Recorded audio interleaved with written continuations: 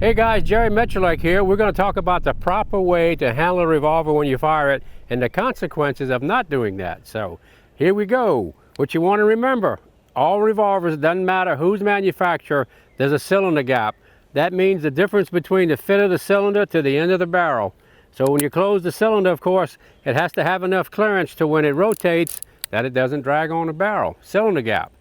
What you want to realize is when you discharge a revolver, if the 38 special, you got about 15,000 psi of pressure coming out that little crack between the cylinder and the barrel. Cylinder gap, guys. Always remember, cylinder gap. 357 Magnum, you're looking at 40,000.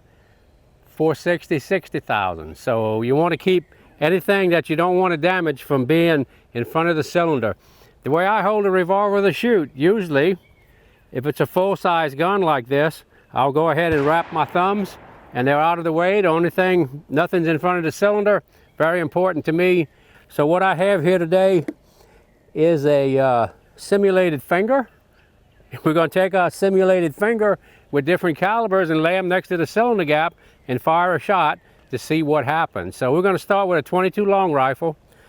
I've got some Fiocchi high-speed 36 grain hollow points, and we'll put one in the gun here. Close it up, and we're going to lay our simulated finger right next to the cylinder gap, and we're going to touch it off. You ready for it? Here we go.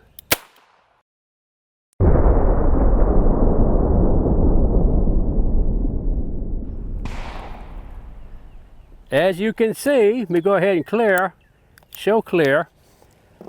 You have to remember, this doesn't have a really thick skin on it. But you can see just from that 22 long rifle high speed, there was enough energy coming out of there, you wouldn't want your finger there.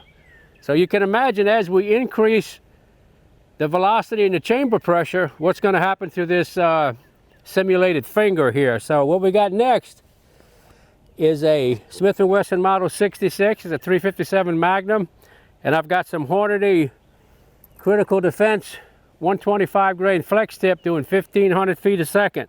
So what we're going to do here, I expect to see more damage. So here we go.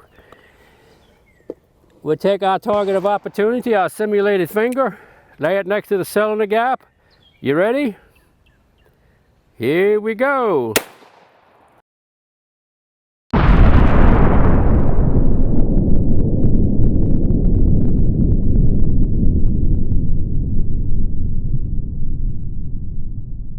Things not to do with your finger, guys. Never put your finger in front of a cylinder gap. All right, and that's inherent to all revolvers. And now I got to clean this thing. But I know what you're thinking. That wasn't enough carnage. So what we're going to do for you next, we've got a 44 Magnum. So we're climbing the ladder here. About the same chamber pressure. These are 225 flex tips. Let's see how fast they're going. Oh, they're doing 1,410 feet a second. I had an opportunity to take some deer with this round this year. It did excellent on deer, by the way. All right, we're going to load it in there. 44 Magnum. You ready for it? Here we go.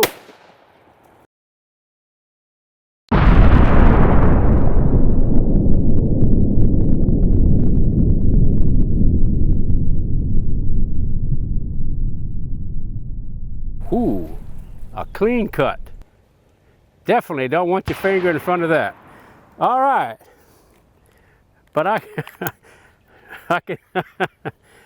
can see you're not happy. All right, let's take it on all the way up. We're going to take our trusty 460 here. This is the king of hot dogs right here, my brother. We're looking at about 60,000 psi. 200 grain flex tip. I don't want to even hold this thing and do it, but let's take a used Vienna sausage here and make this happen. Y'all ready?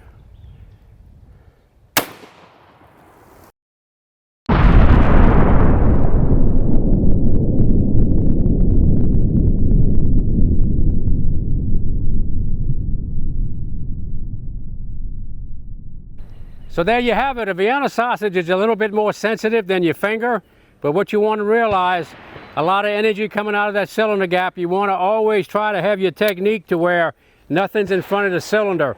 And another thing about putting your thumb out on a frame like this, everything's good till it's not. When I shot competition, it was all about shooting very fast, reloading under stress, getting back into the competition as fast as you can.